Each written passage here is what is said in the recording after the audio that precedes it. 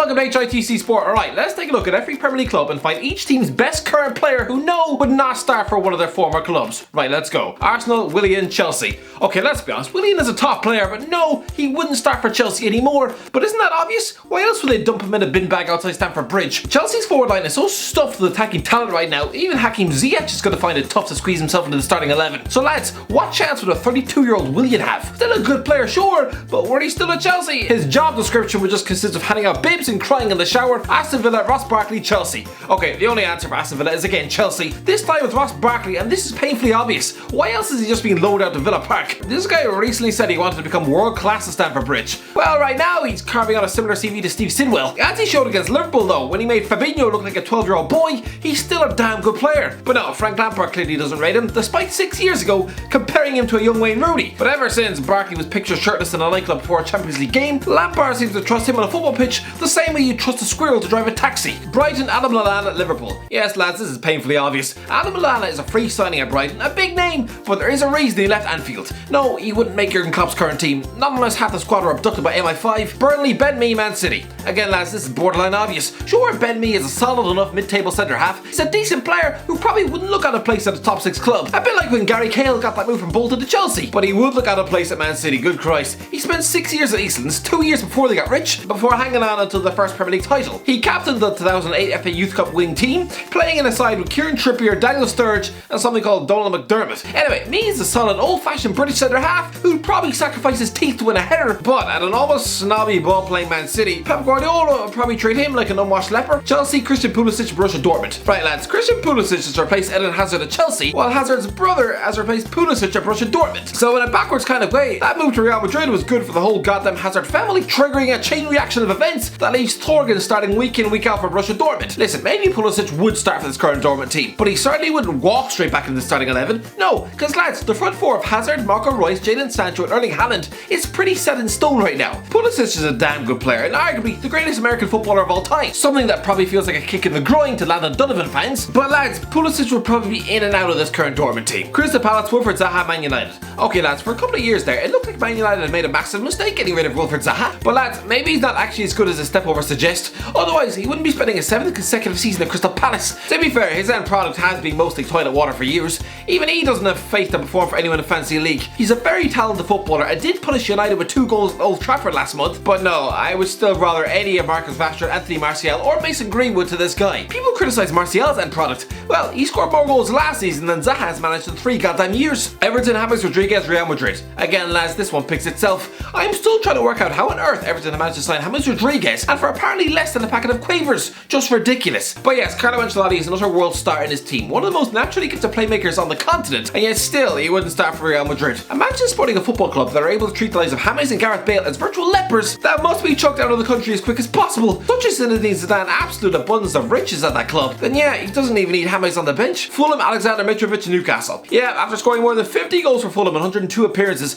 the Cottagers are probably queuing up to kiss him in the face. It's the second best goals per game ratio in the club's history. He's already scored more than Luis Saha and Bobby Zamora, but sorry lads, he wouldn't start for Newcastle. Listen, last season when Steve Bruce was having to wheel out the fat lump of soggy Weetabix Joe Linton up front every week, a guy who was clearly born with an inability to connect his brain with his feet, then yeah, Bruce would probably walk barefoot across broken glass to get Mitrovic in his team. But right now, give him a choice of Callum Wilson or a Serbian hothead staring at a 3rd relegation, then he's picking the former. Leeds, Luke Ayling, Arsenal. Listen lads, Luke Ayling has massively impressed me this season. He's a versatile 29-year-old defender excelling in Marcelo Bielsa's fluid formation system, but lads, despite Arsenal being renowned for having a defence leakier than a broken bathtub, Ayling probably still would get in their back four. His direct competitor will be Rob Holding, who's 4 years younger and still not assured of his place every week. But yeah, Ayling joined Arsenal back in 2001 when he was 10 years old. He was part of the double-winning youth team in 2009, stuck in the same team as Jack Wilshere, Francis Coquelin and Tom Cruise. No, not the actor too small to ride roller coasters. No, the left back who plays for Torquay United. Don't get me wrong, had Ayling stayed, then for the last decade he'd have amassed about 50 appearances for the first team, but no, probably wouldn't make Mikel Arteta's first team right now.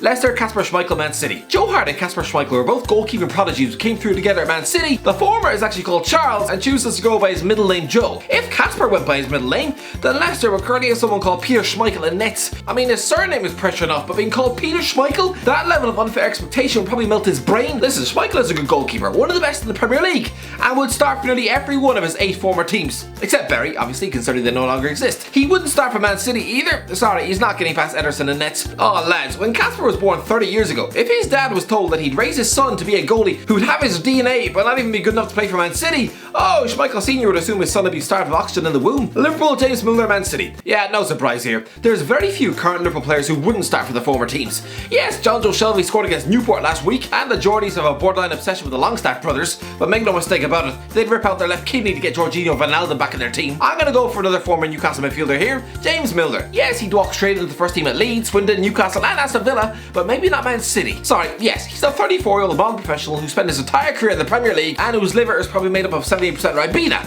But sorry, I'm pretty sure he wouldn't dislodge Phil Foden right now. Man City, Raheem Sterling, Liverpool. Again, it's tough to find a Man City player who wouldn't get in the previous teams, but I'm gonna go with Raheem Sterling. If you were told back in 2015, when he stormed out of Anfield, that within 5 years he wouldn't be good enough to make the Liverpool team, you'd assumed he'd turn out to be a £50 million Etihad flop. Another overrated English talent not fit to lick the boots of Jordan Ibe. But no, the fact is, he's developed into a world-class footballer, a 20-goal-a-season forward, and still wouldn't make Jurgen Klopp's 11. It's just testament to the dramatic improvement of Sadio Mane and Mo Salah. Man United, David De Gea, Atletico Madrid. Yeah, Man United fans are probably steaming from the ears, but lads, this one is just logical. Obviously, David De Gea wouldn't start for Atletico Madrid right now. Sure, he's been relatively error-free so far this season, but he still conceded 6 last week, and it's not the first time he's done it at Old Trafford either. Sure, he was world-class goalie on his day, but his confidence has been mostly circling the toilet bowl since the 2018 World Cup. Christ above, we live in a world where he's clinging onto his number 1 shirt with his fingernails, with Dean Henderson, a former Stockport and Grimsby Town goalie, breathing down his neck. That would have been unheard of 3 years ago. So yeah, Jan Oblak is one of the best shot stoppers on the planet right now,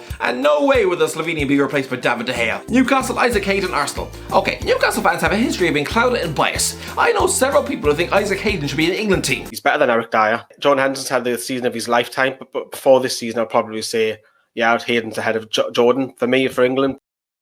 Come on lads, no. Yes, he's a decent mid-table destroyer in the heart of Newcastle's midfield, but it wasn't so long ago Geordies held him with the same esteem as Jack Colback, a guy you'd happily see scrubbing toilets down the local KFC. Hayden's a decent 25-year-old midfielder who's turned his career around, but like Ayling, no, would not come close to the Arsenal first team right now. Having spent 8 years at the Emirates, even playing a first team game in 2013 against West Brom, alongside the likes of Serge Gnabry, Thomas Vermaelen and Arteta himself. Sheffield United, David McGoldrick, Southampton. Listen, I love David McGoldrick. No, he's not a lethal centre forward, and ideally, we would be starting a 34-year-old journeyman up front for my country every match, but hey, I admire the man's work rate. So do Sheffield United fans, but lads, would he start for Southampton, a club who he began his career for back in the goddamn Stone Age? He was part of the same Saints team which reached the final of the FA Youth Cup back in 2005, playing alongside Adam Lallana, Theo Walcott and Gareth Bale. Yes, McGoldrick was in the same team as Bale, lads. Anyway, no, I don't think he'd currently get past either Danny Ings or even Che Adams in 2020. Southampton, Danny Ings, Liverpool. Speaking of the devil, listen, Danny Ings is a superb striker, making up for lost time due to injuries. He's this generation's Darren Bent, an excellent mid-table goal poacher, a 20-goal-a-season England international. But there is a reason he left Liverpool. Christ above, Jurgen Klopp favours sticking Dominic Solanke on the bench ahead of Ings for a Champions League final. Kinda shows you what he thought of him. Tottenham, Gareth Bale, Real Madrid. Yeah, Gareth Bale is not a world star, but for some reason, Zinedine Zidane just does not rate him. Is it because he plays golf? Is it because he hasn't visited a barber in 6 goddamn years? I don't understand it, because the Welshman is still a world-class forward. West Brom, Granit Xhaka, West Ham. Yeah, this is obvious. Listen lads, 22-year-old future England international midfielder Granit Xhaka is an absolute baller, but clearly he wouldn't start for West Ham or they wouldn't have cashed in. Selling him to West Brom in a move that earlier had Mark Noble questioning the meaning of life, it was a transfer that forced the club captain to take to social media like a hormonal teenage girl who's just been dumped at the school dance. West Ham, Lucas Fabianski, Arsenal. Oh lads, what Hull City fans would do to get Jared Bowen back on their team. I'm pretty sure Alfie would probably rip off his ball bag and donate it to charity if it meant getting this utter Hull saviour back in the club. That was a weird image. But no, the answer is Lucas Fabianski. Such an important player for the Hammers, an excellent shot stopper and goal, but no, still wouldn't dislodge Bernd Leno with the Arsenal net. Wolves, Adama Traore, Barcelona. Listen, I rate Adama Traore. The man is explosive, one of the most dangerous weapons in the Premier League, but would he really start for Barcelona? I'm going to answer this one for you. No, not a hope in hell. And with that said, if you enjoyed the video, don't forget to subscribe, and as always, we'll talk to you in a while.